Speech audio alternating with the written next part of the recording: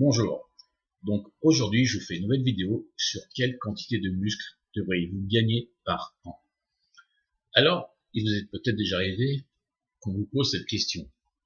À ton avis, combien est-ce que je vais gagner de poids cette année? Combien de muscles je vais pouvoir gagner cette année?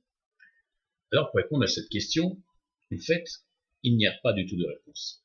Car il n'existe aucune équation mathématique qui permettrait de dire ce que chaque personne pourrait ajouter en quantité de muscles sur les 12 prochains mois sur l'année. Ça ne fonctionne pas comme ça. Ça ne se quantifie pas comme ça.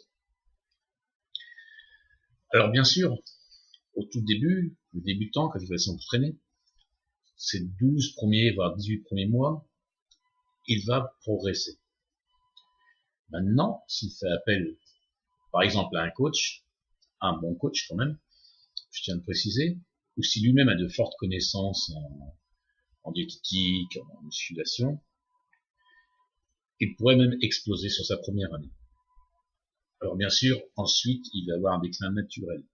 Le corps va s'habituer aux entraînements, il va se passer une résistance. Il faudra donc optimiser votre système endocrinien. Les progrès, ils sont ensuite relatifs à plusieurs facteurs. Je vais vous mentionner les facteurs. Donc, la première chose pour moi qui est la plus importante est la génétique. Alors oui, j'entends déjà dire des gens, oui, mais la génétique, c'est blabli, c'est blabla, c'est de la connerie. Ma foi, vous pensez ce que vous voudrez, mais la génétique, c'est tout ce qui fait la différence d'une personne à une autre. Vous ne pourrez jamais obtenir un physique d'un autre monde si vous n'avez pas cette génétique. On connaît tous des personnes qui ont les moyens financiers, qui ont fait tout ce qu'ils pouvaient faire sans pour atteindre des résultats de fou. À côté de ça, vous avez des gens qui ont une prédisposition à construire du muscle, à être des athlètes magnifiques. Alors on va dire oui, mais je prends un exemple, Coleman, Cutler par exemple. Mais t'as vu, ils étaient maigres, ils sont gros, ils sont maigres. C'est pas du muscle. Alors il faut savoir que si ils n'étaient pas doués génétiquement, ces personnes ne pouvaient pas devenir gros mecs comme ils le font. Ils ont une facilité à construire du muscle. Bon, faut pas toujours dire c'est grâce à telle chose ou telle chose. C'est de la pure connerie. Ensuite, il y a votre programme de formation, votre entraînement, la façon dont vous le faites. Dans toutes les salles, on peut côtoyer, on voit que les gens s'entraînent toujours de la même façon, et le physique reste toujours le même. Donc il faut savoir modifier vos entraînements, il faut savoir mettre des stratégies en place, et pas la peine de faire des choses très compliquées, on peut rester très simple et avoir d'excellents résultats. Sans la nutrition, qui est un autre facteur très important, vous aurez beau avoir le meilleur entraînement du monde, vous n'aurez pas les résultats escomptés. Donc, la nutrition est très très importante.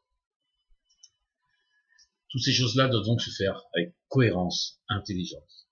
Il ne faut pas non plus oublier que l'hydratation est primordiale. Votre corps est constitué de beaucoup d'eau. Et également le repos. Le repos, je sais, c'est pas toujours facile. Dormir n'est pas toujours évident pour tout le monde. D'ailleurs, j'en fais partie. Le système endocrinien est certainement perturbé par tous ces pesticides, par toutes ces hormones qu'on puisse trouver dans l'alimentation, dans les légumes, etc. et dans la vie de tous les jours. Et enfin, un autre facteur, et je suis en plein dedans malheureusement, qui est l'âge. Bien sûr, à 40 ou 50 ans, vous n'allez pas avoir la même progression qu'un athlète de 20 ou 30 ans.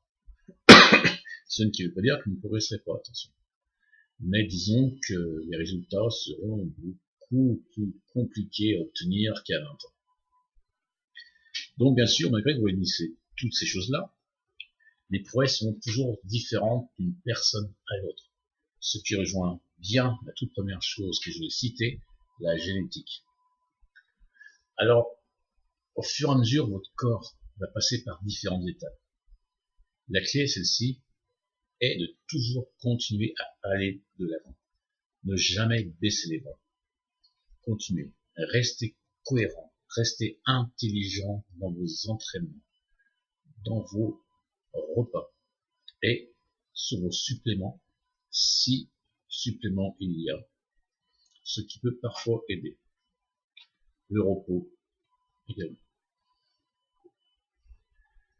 Avec tout cela, normalement, vous pourrez modifier chaque année votre physique pour arriver à quelque chose de sympa. Voilà.